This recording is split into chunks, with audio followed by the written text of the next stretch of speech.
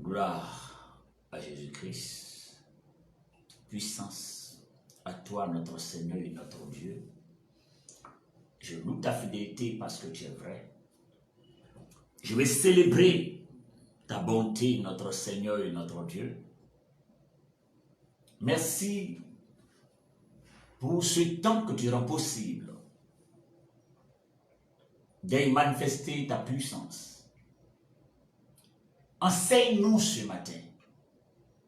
Fais-nous du bien à la lumière de ta parole. Au nom de Jésus-Christ.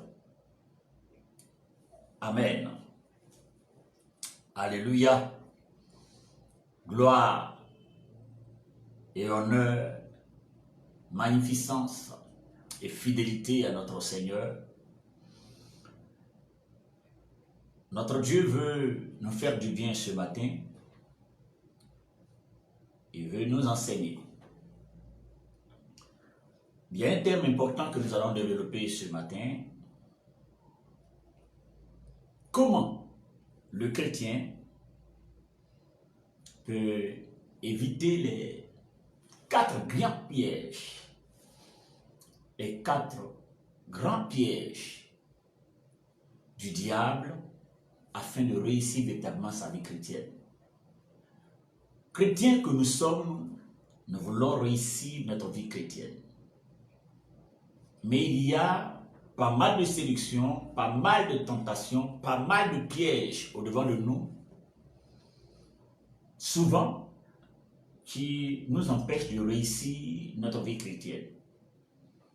Alors il est important de connaître ces pièges-là, les éviter, afin de réussir véritablement notre vie chrétienne. Nous allons prendre la parole de Dieu pour mieux comprendre de quoi je vais parler. Amen. Nous allons prendre Exode, le chapitre 1, le verset 1 jusqu'au verset 11. Exode, chapitre 1, le verset 1 jusqu'au verset 11. Je lis la parole de Dieu. Voici les noms des fils d'Israël venus en Égypte avec Jacob et la famille de chacun d'eux. Ruben, Siméon, Lévi, Juda, Issachar, Zabulon, Benjamin, Dan, Nephtali, Gad et Azer. Les personnes issues de Jacob étaient au nombre de 70 en tout. Joseph était alors en Égypte. Joseph mourut ainsi que tous ses frères et toute cette génération-là. Verset 7. Les enfants d'Israël furent féconds et multiplièrent et s'accrurent et devinrent de plus en plus puissants. Et le pays en fut rempli. Il s'éleva en Égypte un nouveau roi qui n'avait point connu Joseph.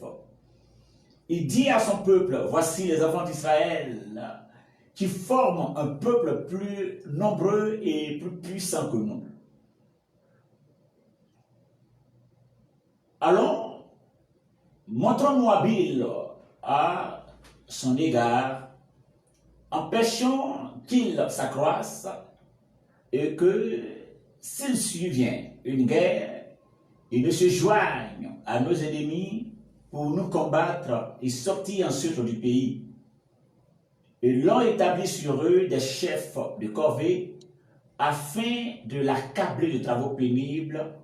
C'est ainsi qu'il bâtit les villes de Pithom et de Ramsès pour servir de magasin à Pharaon. Amen. Jésus-Christ, merci de nous faire du bien par ta parole. Nous voulons inviter ton règne. Bénis ta parole, bénis ta parole, bénis ta parole. Au nom de Jésus-Christ, amen. Bien-aimés, je vais nous inviter à comprendre la parole de Dieu. Ici, la Bible nous parle du peuple Israël en Égypte. La Bible dit que Jacob avec ses 12 fils, avant d'en arriver là, et avant d'en arriver, je dirais, avant d'arriver en Égypte, ils étaient tous à Canaan, et Joseph eut des songes, des révélations qui révèlent ce que Dieu avait établi sur lui, ce que Dieu voulait faire réellement dans sa vie. Lorsque ses frères ont entendu véritablement la révélation que l'Éternel donna à Joseph, la Bible dit qu'ils furent révoltés. Ils ont commencé à haïr leur petit frère, tout simplement parce que Dieu avait résolu de faire des grandes choses dans la vie de leur petit frère. Et pourquoi le plus petit sera plus grand que nous? Pourquoi le plus petit sera plus grand que son père Jacob, plus que sa mère? Pourquoi lui qui est le plus petit sera plus béni que nous? Et il suscita une rivalité, une jalousie dans la vie de ses frères. Et la Bible dit que ses frères ont résolu de l'exterminer. Donc, il y a un parmi eux qui a dit, ben, c'est notre petit frère, c'est pas bien que nous ayons le sang de notre frère sur nos mains. Donc, ce qu'il nous faut faire est de le vendre. Donc, ils vont d'abord le jeter dans un puits, après ils vont le vendre. Il va se retrouver en Égypte jusqu'à ce que plus tard il devienne gouverneur. Après que Joseph devient gouverneur d'Égypte, la famine va arriver chez ceux qui l'ont vendu. Alors ils vont vouloir venir chercher de la nourriture en Égypte, ils vont rencontrer leurs frères. Ils étaient tous sidérés, abasourdis de voir que leur petit frère vendu est devenu, je dirais, le maître de l'Égypte, le plus puissant pays en son temps. Et voici que Joseph, rempli de compassion, de miséricorde, il fut ému, il accepta ses frères, et ses frères vinrent vivre avec lui en Égypte. Et la Bible dit qu'ils étaient environ 70 personnes. Excusez-moi. Amen. Alors, les 70 personnes sont restées avec Joseph. Et la Bible dit que cette génération-là, Joseph a mouru, et cette génération, ainsi que, voilà, tous les enfants et toutes ces personnes sont décédées. Maintenant, il y a une nouvelle génération. Une nouvelle génération et un nouveau pharaon. Ce nouveau pharaon n'a pas connu Joseph, il n'a pas connu le peuple Israël qui, en son temps, les avait véritablement aidés par le canal de Joseph. Donc, il va voir un nouveau peuple, Israël, devenir nombreux en Égypte. Ça va commencer à les inquiéter. Il va prendre la résolution de les maltraiter.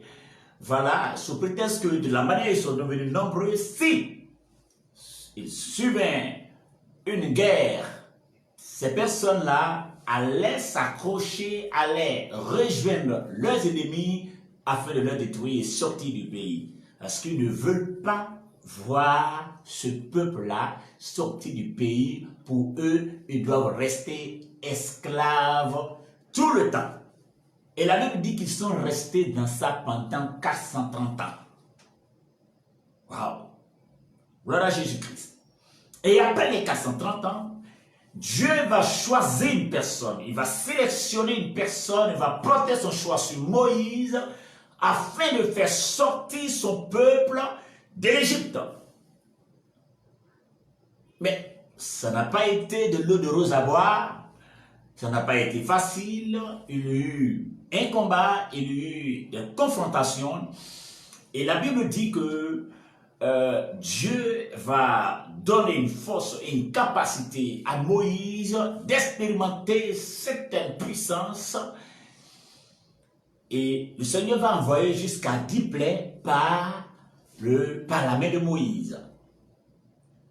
Mais Pharaon, ayant vu l'atrocité que son peuple est en train de vivre, il va chercher à avoir des compromis avec le peuple d'Israël. Il va tendre 4 grands pièges au peuple d'Israël. Et ces pièges, aujourd'hui, règnent dans le corps de Christ.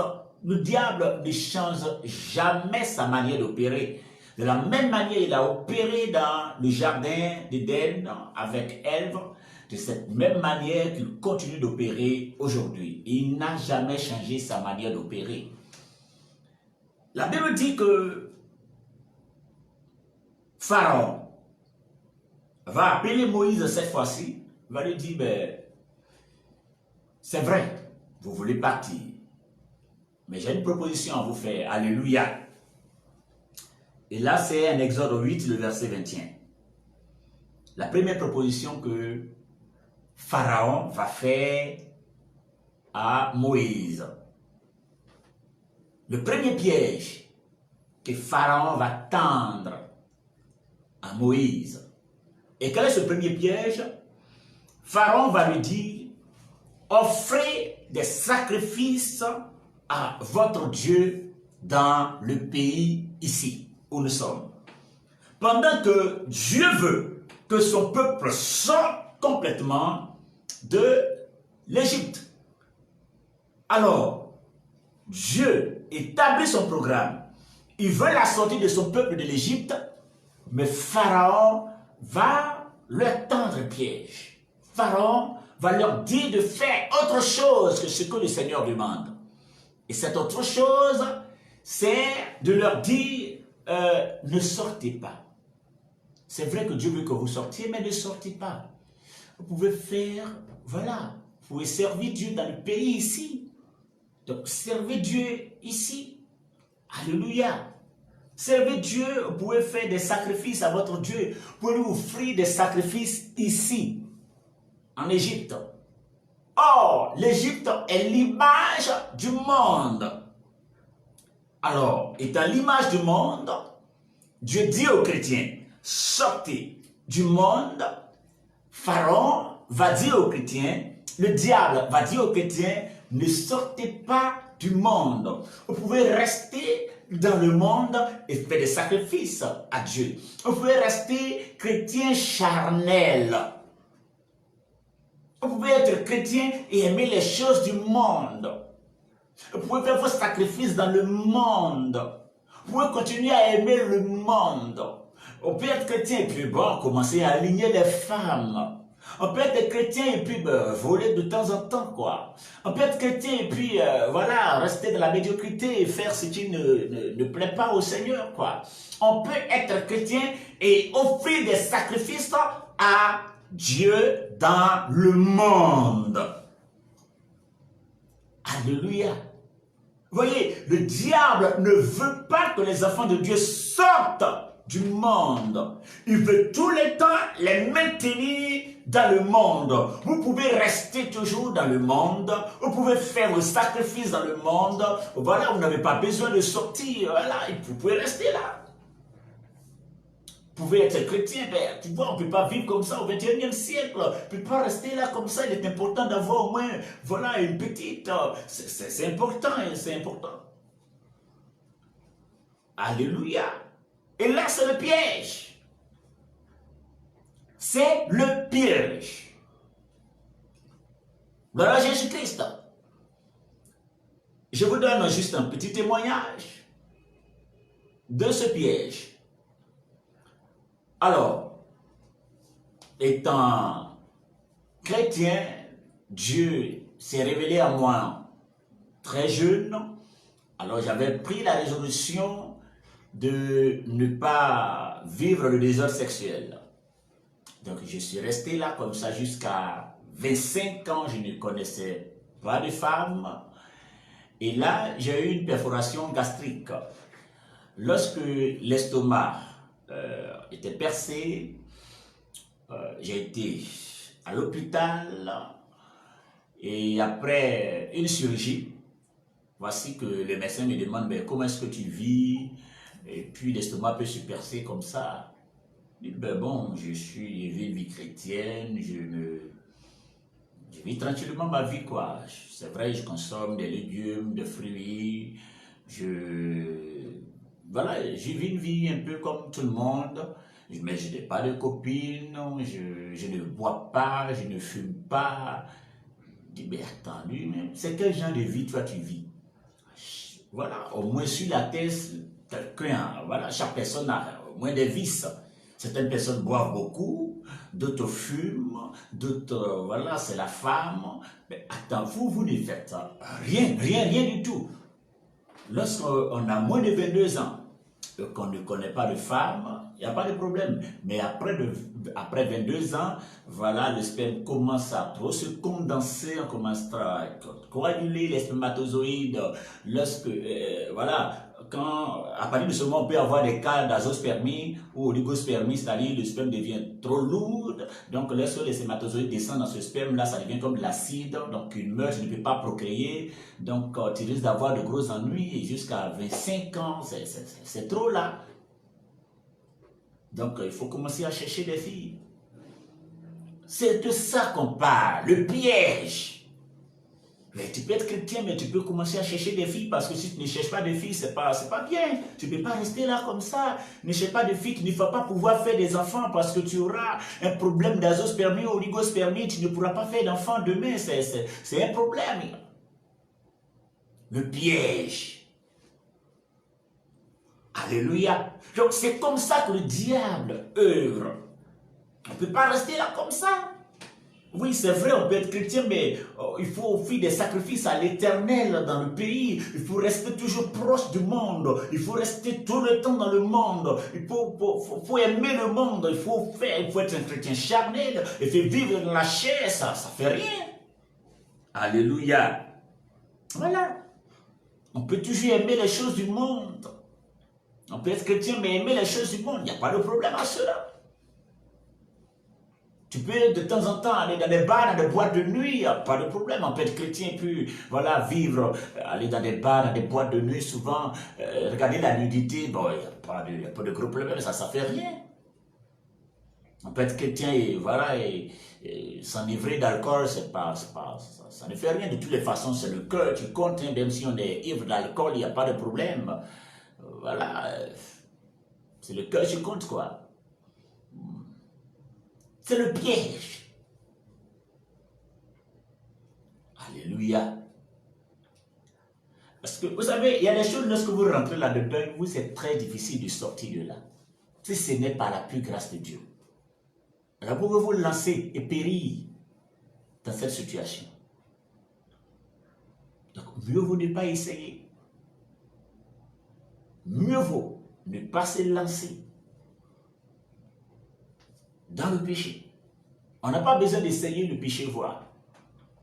Je sais que cette chose-là, ça tue. Donc, je n'ai pas besoin d'essayer voir. Et d'autres même disent que c'est un péché, c'est mon péché mignon. Il n'y a pas péché, il n'y a pas son mignon. Comment un péché peut être mignon? Le péché, il est laid. Un péché ne peut pas être mignon, le péché est laid. Donc, il n'est pas mignon. Il n'y a pas son mignon. Il faut laisser tomber. Alléluia. Donc, c'est là le premier piège du diable. Gloire à Jésus-Christ. Le deuxième piège du diable, deuxième compromission, en Exode 2, le verset 24, Pharaon va dire à Moïse, vous ne vous éloignerez pas. C'est-à-dire, c'est vrai, vous voulez sortir du pays, mais n'allez pas loin. Vous ne pouvez pas sortir d'ici et aller jusqu'à... Non, aller dans un autre pays très éloigné, non. N'allez pas loin. Comme Apocalypse 3, le verset 15 à 16 le dit, soyez tièdes. Vous n'avez pas besoin de sortir, d'aller loin. Ceci signifie tout simplement ne soyez pas trop spirituel. Ne sortez pas trop du monde. N'allez pas trop loin du monde, restez juste à côté où on peut vous tirer de temps en temps pour rentrer dans le monde. Et n'ayez pas, ayez une vie chrétienne tiède. Voilà, comme l'église de Laodicée. Et voilà, vous serez vomis par le Seigneur. N'allez pas loin. Il y a certaines personnes, la vie chrétienne, mais quand tu es trop ancré dans la foi, quand tu es tu as une vie de prière, tu es trop, tu rentres trop dedans, mais tu risques de devenir fou. Les évangéliques, ils deviennent, c'est une église, ces personnes deviennent toujours folles. C'est une église de folie. Des églises évangéliques, c'est encore grave. Ne sois pas trop spirituel. Ne prends pas l'église pour déposer sur ta tête. Cette histoire d'église, tu vas porter sur ta tête comme c'est tu es le premier à être chrétien. Non. Ne soyez pas trop spirituel. Ne jeûnez pas, ne priez pas. Jeûne, prière, tout ça, fatiguer ton corps. Mais là, à force de jeûner, regarde comment tu es devenu. À force de prier, regarde comment tu es devenu. Arrête ça un peu là. Ne soyez pas trop spirituel. Tout le temps se consacrer à Dieu. N'ayez pas une vie de consécration. Tout ça, ça fatigue. Ça fatigue. Il faut vivre ta vie librement. Ça fatigue tout ça. Chrétien à l'église, prière, jeûne. C'est quoi tout ça? Voilà, ça en est un peu trop là. Vous voyez, c'est là le piège. N'allez pas loin. Ne soyez pas trop spirituel. Restez juste à côté. Restez juste à côté. Lorsque vous êtes trop spirituel, c'est pas bon. Lorsque vous jeûnez, vous priez, c'est pas bon. Tout ça, ça fatigue le corps. Ça fatigue l'esprit. Et ça peut jouer sur ta santé. Donc, voilà, il faut laisser tout ça. De toutes les façons, Dieu, il est amour, il sait tout ça. Voilà. Il y a certaines personnes qui ne prient pas, qui ne font rien, et puis ils sont bénis. Ils ne font absolument rien, ils sont bénis. Mais pourquoi tu vas te fatiguer comme ça? Mais Dieu fait grâce à qui il veut, quand il veut, et comme il le veut. Nous ne sommes pas les mêmes. Et si certaines personnes reçoivent des choses facilement, ce n'est pas forcément mon cas. Et moi, il me faut fournir des efforts spirituels pour pouvoir obtenir ce que je recherche. Donc, ne m'empêchez pas de fournir des efforts spirituels. Vous voyez? C'est un piège. Le deuxième piège de l'ennemi, c'est cela. N'allez pas loin. Ne vous éloignez pas trop. Ne soyez pas trop spirituel. Restez juste à côté du monde. De temps en temps, vous pouvez rentrer et sortir.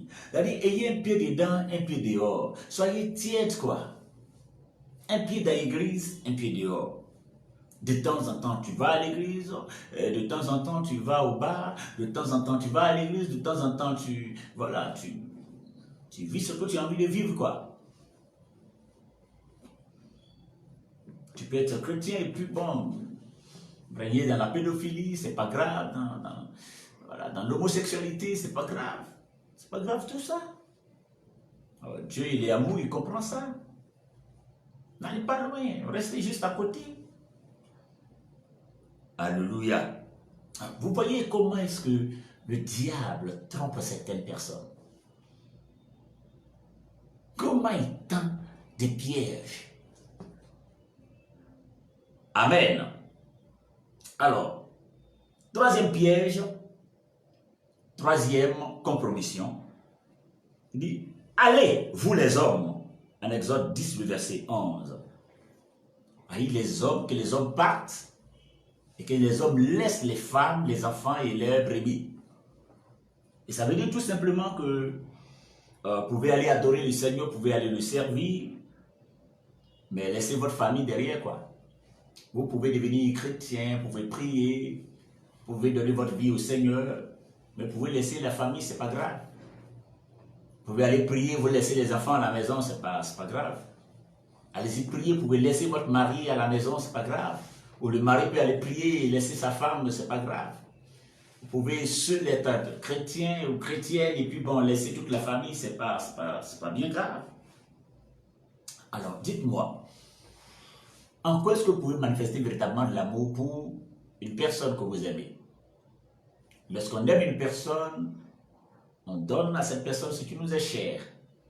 Et la Bible dit en Jean 3,16, Dieu a tant aimé le monde qu'il a donné son Fils unique, ce qui lui est cher. Quand on aime, on donne. Vous aimez, vous ne donnez jamais.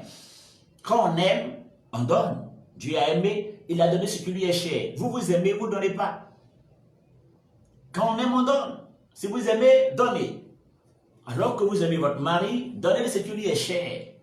C'est la parole de Dieu. ce qui peut sauver son âme. Si vous aimez vos enfants, donnez-leur ce qui vous est cher, la parole de Dieu, ce qui peut sauver leurs âmes. Mais même si vous donnez de l'argent, vous donnez des maisons, vous donnez tout ça, ça ne peut pas sauver leurs âmes demain. Donc le plus important, c'est bien d'avoir toute cette richesse, mais le plus important, c'est d'abord le salut de nos âmes. Le salut de nos âmes. Donc, tellement important, on ne peut pas aller à l'église, on laisse la fille de ménage à la maison. Bon, on laisse la fille de ménage à la maison, vous ne connaissez pas réellement sa nature spirituelle. Peut-être que c'est une sorcière, peut-être que, voilà, elle est dans une secte. Vous ne connaissez pas réellement sa nature spirituelle. Il y aura une confrontation, un combat tout le temps dans votre maison.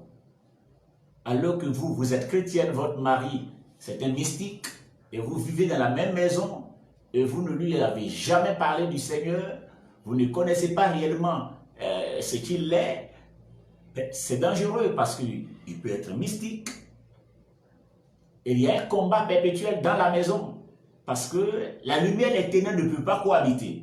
Alors que vous êtes fille de la lumière ou fils de la lumière, et cette personne est fils du ténèbre, il y aura une confrontation tout le temps. Vous voyez, c'est compliqué. C'est dans ce sens que la Bible dit de se marier entre nous. Amen.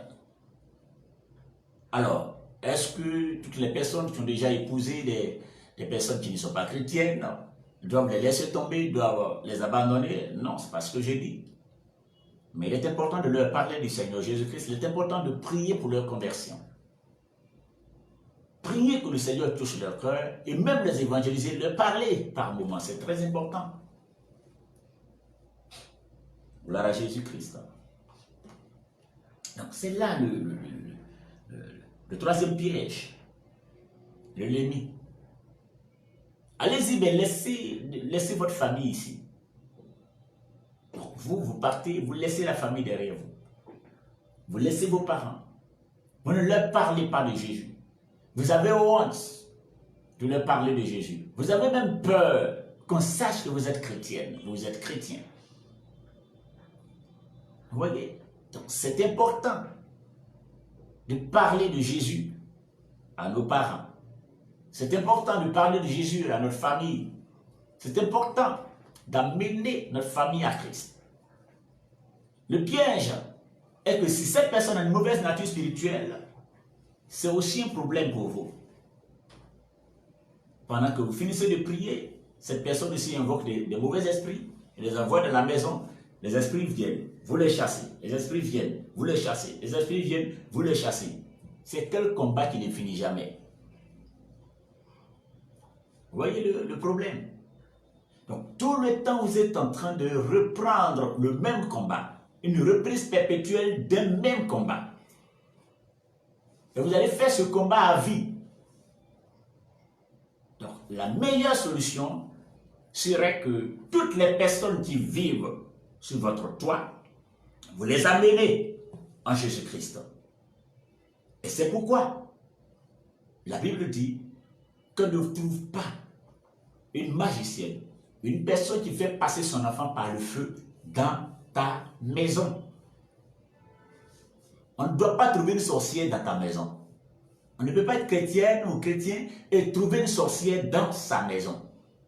Ce n'est pas normal. Il faut l'amener à être délivré, il faut l'amener à la délivrance, il faut l'amener qu'on prie pour elle. Voilà. Donc il est important d'éviter ces pièges. Parce que si vous tombez dans ces compromissions, vous tombez dans les pièges de l'ennemi, il ne va pas vous faire cadeau. Comme je le dis souvent, il n'y a pas de gratuité dans le monde spirituel.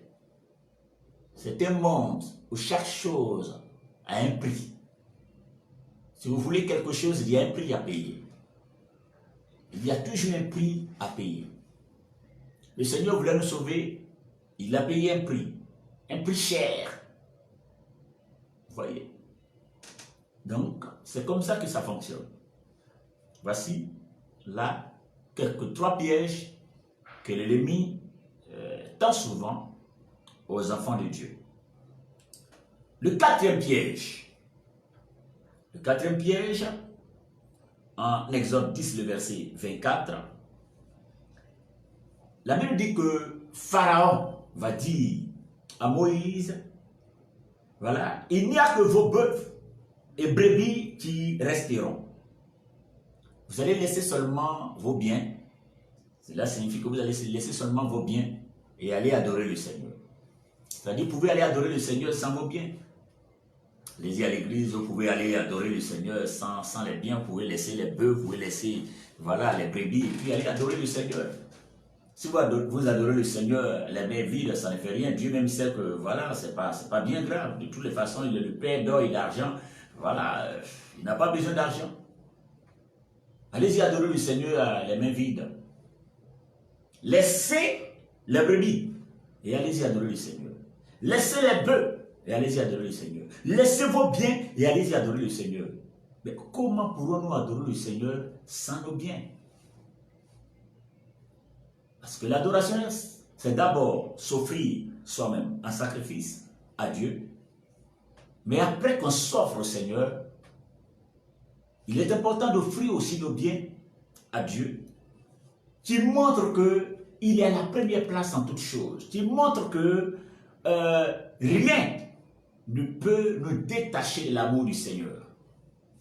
Aujourd'hui même, le diable essaie d'aller plus loin en donnant des enseignements pour faire croire à plusieurs personnes que la dîme n'est plus d'actualité. La dîme, c'est dans l'ancienne alliance, ce sont des choses qui sont passées. Donc on n'a même plus besoin d'honorer Dieu dans la dîme, de payer la dîme encore aujourd'hui, parce que c'est dans l'ancienne alliance. Mais la Bible dit, quand la Bible dit qu'il ne laissera pas la magicienne vivre, c'est dans l'ancienne alliance. Quand la Bible dit de tuer les sorciers de l'ancienne alliance, mais vous continuez de prier contre les sorciers. Là, vous ne dites pas que c'est dans l'ancienne alliance. Vous voyez? Vous voyez le problème? Quand vous dites en Psaume 23, l'Éternel est mon berger, je ne manquerai de rien. Et là, vous ne dites pas que c'est l'ancienne alliance. Mais Malachie 3, 10, oh ça c'est l'ancienne alliance. Cette histoire de dîmes là, c'est l'ancienne alliance. Mais l'Éternel est mon berger en Psaume 23, c'est dans l'ancienne alliance. Parce qu'aujourd'hui, chrétiens que nous sommes ne sommes plus seulement des serviteurs de Dieu. Moïse était serviteur de Dieu, Abraham était serviteur de Dieu, Noé était serviteur de Dieu. Dans la nouvelle alliance, nous ne sommes plus les serviteurs de Dieu, nous sommes des enfants de Dieu. Moïse n'était pas enfant de Dieu, Abraham n'était pas enfant de Dieu, Jacob n'était pas enfant de Dieu, ils étaient des serviteurs de Dieu. Nous, dans la nouvelle alliance, nous sommes des enfants de Dieu. Alléluia. Mais aujourd'hui, on continue de prendre des exemples sur ces personnes. Mais on ne dit pas que c'est dans l'ancienne alliance. Vous voyez? La dîme existait avant la loi. Avant la loi. C'est-à-dire qu'avant que Moïse ne vienne parler de la loi, Abraham a donné la dîme à Melchisédek, le roi de Salem, le roi de paix. C'était à Jésus-Christ qu'Abraham avait donné sa dîme. Jacob a donné sa dîme. De tout. Vous voyez?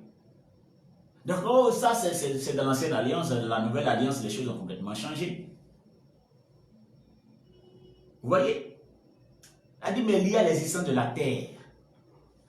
Tant que la terre existe, tout ce qu'elle produit appartient au Seigneur. Tant que la terre existera, tout ce qu'elle produira, voilà, appartiendra toujours au Seigneur. Donc, il y a une part qui lui revient. Quand on dit que l'Éternel est mon berger, je ne manquerai de rien. Le berger se nourrit de quoi? Le berger se nourrit du lait des brebis. Vous voyez? Donc, le berger doit se nourrir du lait de la brebis. Vous voyez? Donc, plusieurs ne comprennent pas la parole de Dieu. Le diable essaie de mettre des choses dans leur esprit. Faites d'offrande, offrande. Vous pouvez vous-même lire la parole de Dieu en Proverbe 3, verset 9. Qui dit, honore l'Éternel avec tes biens, avec les prémices de tout ton revenu.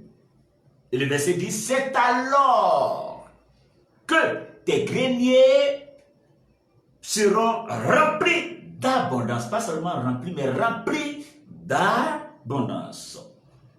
Et tes cuves regorgeront de mou. Alléluia. Voyez l'importance de nourrir l'Éternel avec ses biens. En Proverbe 11, verset 24, la Bible dit que quiconque amasse à l'excès ne fait que s'appauvrir. Quiconque épargne à l'excès ne fait que s'appauvrir. Vous voyez, la sagesse de l'homme et la sagesse de Dieu est complètement différente. Dieu dit, une personne qui est tout le temps en train de déposer beaucoup d'argent sur son compte, l'argent sur le compte, l'argent sur le compte, l'argent sur le compte, ne fait que s'appauvrir. Mais allez-y, dit ça, un païen va vous dire, mais attends, lui, il n'est pas normal. Il n'est pas normal. Mais c'est ce que Dieu dit. Quiconque épargne à l'excès ne fait que s'appauvrir. Mais celui qui donne libéralement ne fait que s'enrichir. Vous voyez, en réalité, l'argent n'a pas de valeur si ça ne sert pas à aider quelqu'un. L'argent n'a pas de valeur si ça ne sert pas à aider le prochain. Des personnes ont des milliards sur leur compte. Ils n'ont même plus de projet. Mais l'égoïsme les empêche d'aider les autres. L'égoïsme les empêche de soutenir, de partager des milliards, des centaines de milliards sur leur compte. Et ces personnes sont tellement égoïstes qu'elles ne pensent pas aux autres. Si mon voisin n'a pas à manger, je m'en fous de lui. Il n'a qu'à mourir. En réalité, lorsque Dieu donne la richesse à une personne, ce n'est pas uniquement pour cette personne. Dieu vous rend prospère afin que vous puissiez aider les personnes qui sont autour de vous. Afin que vous puissiez aider votre famille, aider les personnes qui vous sont proches, aider les personnes avec lesquelles vous êtes en contact. Aider ceux qui n'en ont pas. Vous voyez, plus je pense que nous sommes venus sur la terre pour chercher l'argent. Non, non, non. Notre but sur la terre n'est pas pour chercher de l'argent. S'offrir à Dieu. Mais une personne qui s'offre entièrement au Seigneur, ça ne lui coûte rien d'offrir quelque chose à Dieu, d'offrir ses biens à Dieu. Mais si vous n'êtes pas capable de vous offrir corps et âme au Seigneur, alors vous ne pourrez jamais offrir quelque chose de bon à Dieu. Vous voyez? Donc la valeur de l'argent, c'est lorsqu'elle sert à aider. C'est pourquoi le Seigneur dit, celui qui épargne à l'excès ne fait que s'appauvrir. En Proverbe 11, 24. Amen. C'est vrai qu'aujourd'hui, il y a pas mal de marmailleurs, pas mal de voleurs, pas mal de tricheurs qui s'autoproclament ou qui portent le vêtement, le manteau de prophète, le manteau de pasteur, le manteau, voilà, pour anarquer, pour voler. Mais ce n'est pas pour autant qu'il ne faut pas faire ce qui... Vous savez, le diable essaie de tricher sur ce qui est de Dieu. Il se fait passer pour. Donc, si le diable essaie de détruire ce côté, c'est parce qu'il sait que si les enfants de Dieu le font, ils reçoivent de grandes bénédictions. Donc, il faut détruire ce côté. Il faut gâter complètement. Là, les enfants de Dieu ne vont jamais s'investir dans ce domaine-là et ils ne seront pas bénis. Je vous donne juste un message que le Seigneur m'avait donné par rapport aux dîmes un jour. J'étais dans ma maison. J'étais déjà pasteur. C'est vrai, étant pasteur, je note Dieu dans la dîme. Et tous les pasteurs doivent le faire, c'est très important. La Bible parle de la dîme des dîmes. Le pasteur même doit payer dîme. Lorsque les pasteurs ne payent pas dîme, le peuple n'est pas béni. Voilà, parce que c'est vous qui êtes une source de bénédiction, vous devez arroser. Et la source tarit parce que vous-même, vous n'honorez pas Dieu dans la dîme. Donc, pasteur même doit payer dîme. La Bible appelle ça la dîme des dîmes.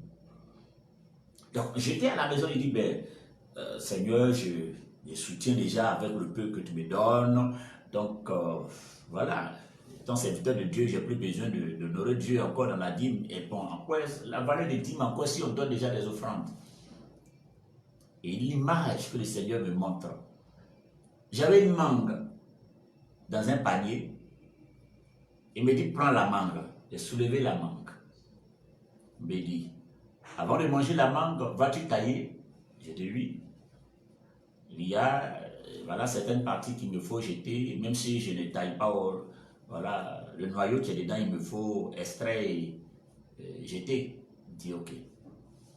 Y a-t-il un fruit qu'on consomme sans toutefois enlever quelque chose pour jeter? J'ai commencé à réfléchir. Il dit, ben, le maïs, voilà, il y a aussi des choses à jeter dans le maïs. L'arachide, oui, on jette. Quoi encore? Il y a quel de fruits qu'on ne jette rien dedans? Il y a des fruits, ce sont des pépins, il y a des fruits, ce sont des graines, il y a des fruits...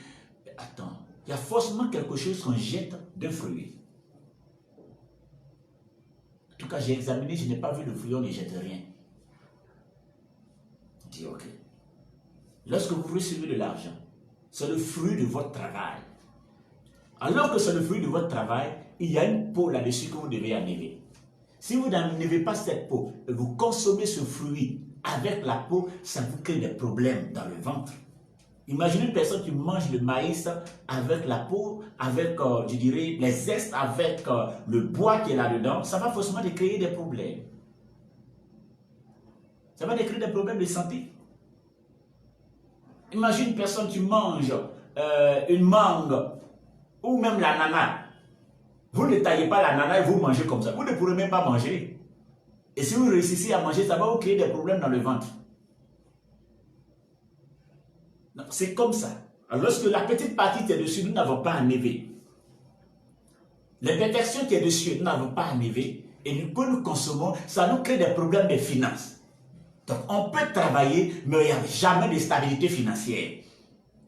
On peut même toucher une grosse somme. Mais malgré la forte somme que nous touchons, à peine le 15 du mois, d'autres même c'est le 5 du mois, l'argent est déjà fini. Tu es surendetté. Malgré que vous n'honorez pas Dieu d'un des dîmes. Alors j'ai compris que c'est une chose essentielle qu'il faut faire. Donc je ne me fie pas, je dirais, aux enseignements démoniaques pour vous voir appauvrir le peuple de Dieu. Parce que Dieu veut que le peuple de Dieu aussi soit enrichi. On va lire ce verset. Voilà, 2 Corinthiens, le chapitre 8, le verset 7 à 9. On va lire ce verset. Amen, amen. Excusez-moi. 2 Corinthiens.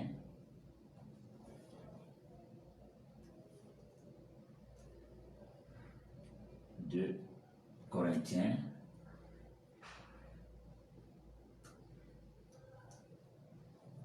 Voilà. Le chapitre 8.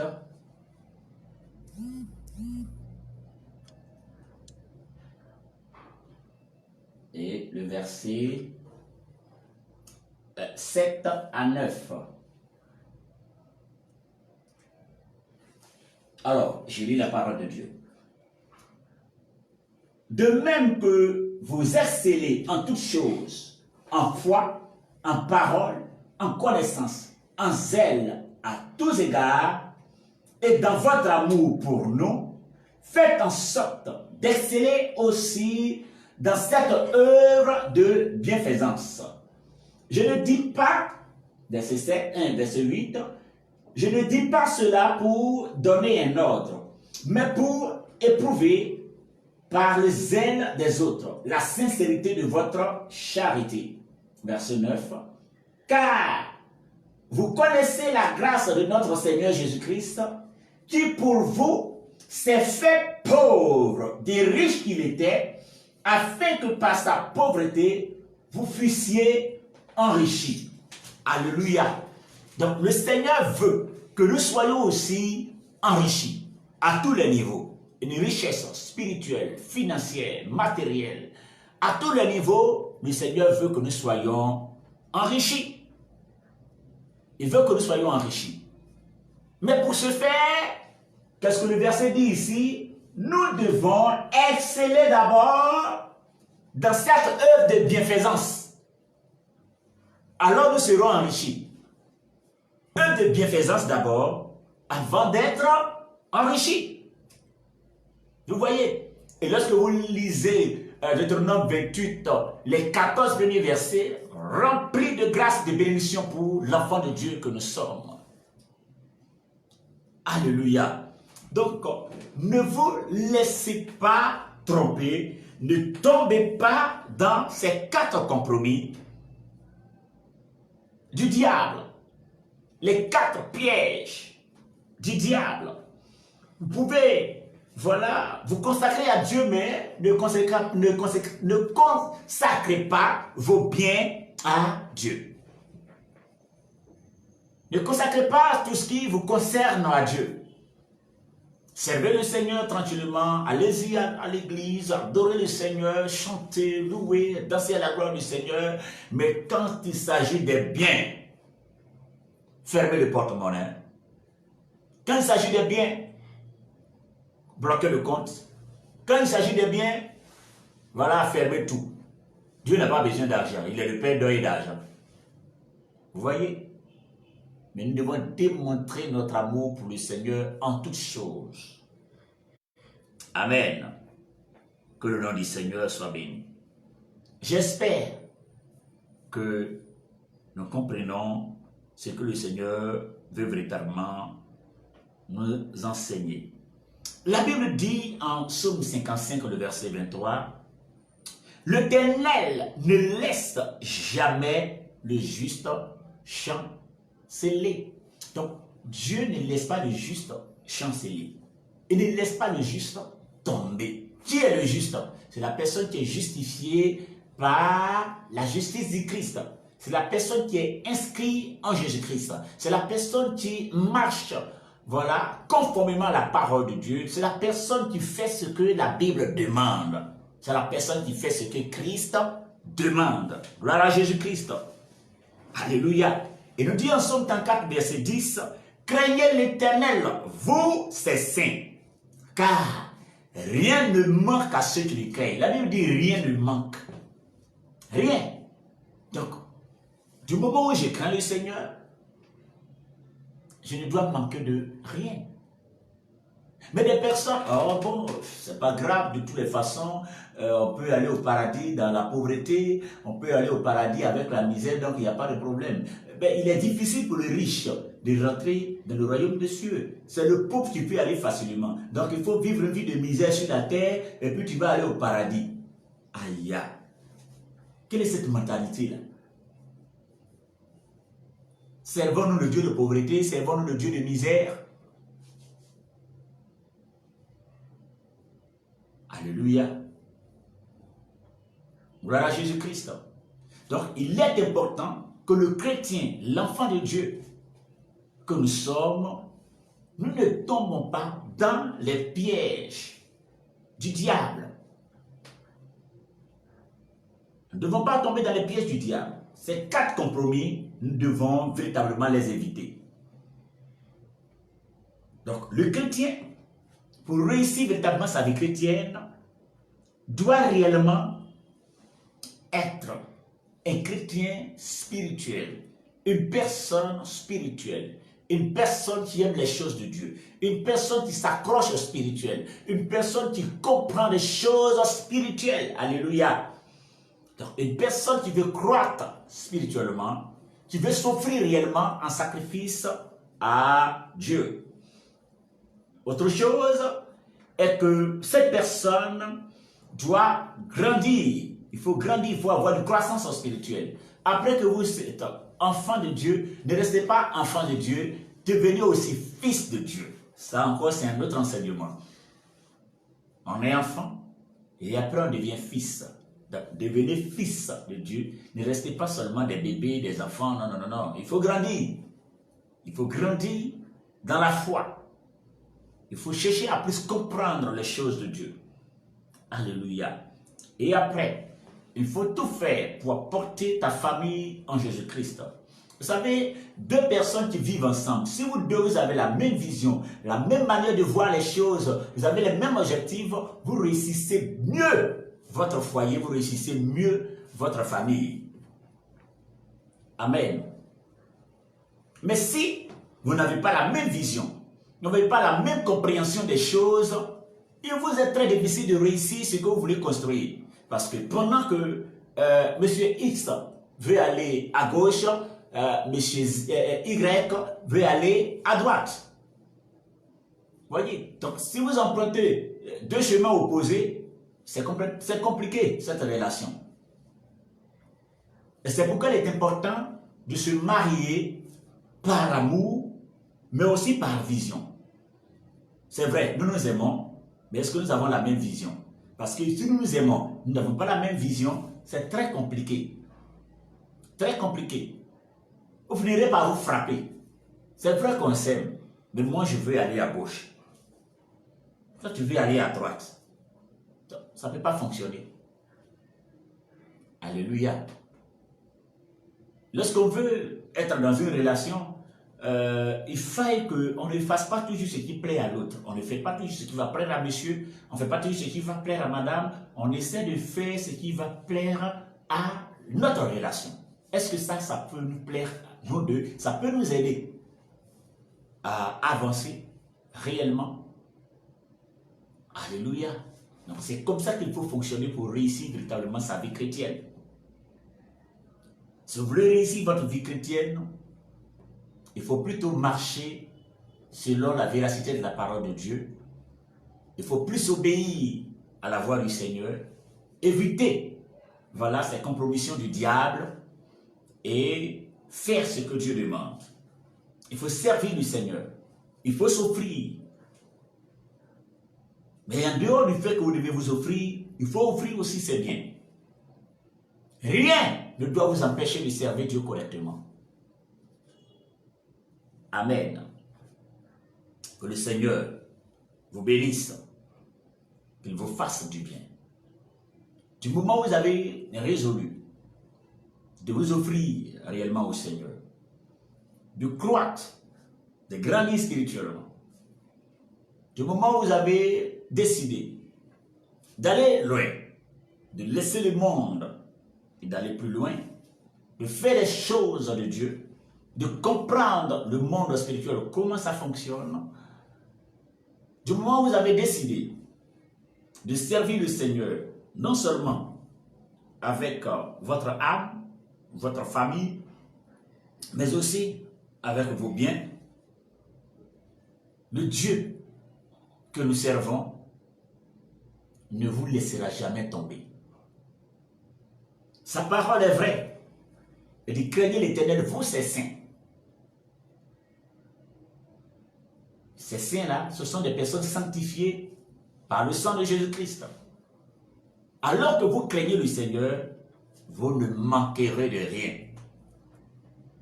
Si ce matin, ce message vous a fait du bien, et vous commencez à craindre réellement le Seigneur, vous commencez à marcher conformément à sa parole, croyez-moi, vous ne manquerez de rien. Vous gagnerez sur la terre, vous gagnerez dans le lieu céleste. Vous deviendrez prospère ici et vous réussirez votre vie chrétienne. Il est important d'écouter le Seigneur. Il est important de ne pas tomber dans des compromissions. Il est important de ne pas tomber dans ces pièges. Que le Seigneur vous bénisse. Il y a des milliers d'enseignements qui véhiculent, ou du moins que des personnes véhiculent sur les réseaux sociaux. Mais ayez le discernement. Examinez ce qui est de Dieu, afin de ne pas tomber dans des pièges. Que le Seigneur vous bénisse, que sa faveur soit sur vous, parce que vous avez écouté la parole de Dieu, que la grâce qui est liée à la dîme, aux offrandes tombe sur vos vies au nom de Jésus-Christ. Que la grâce qui est liée à la consécration de votre vie au Seigneur tombe sur vos vies au nom de Jésus. Si la grâce, que la grâce qui est liée à l'évangélisation, du fait que vous allez évangéliser votre famille, vous allez apporter votre famille en Christ, cette grâce tombe sur vos vies. Du moment où vous avez résolu d'aller très loin, de grandir dans la foi, que cette grâce tombe sur vos vies et que vous soyez des témoignages. Votre vie soit des témoignages et que toutes les personnes qui vous ont connu avant et qui vous connaissent maintenant, ou du moins ceux qui vous ont connu avant et qui vous voient maintenant, témoignent aussi de la grandeur du Dieu que vous servez. Soyez bénis. Au nom de Jésus que j'ai prié. Amen. Shalom. Dieu vous bénisse.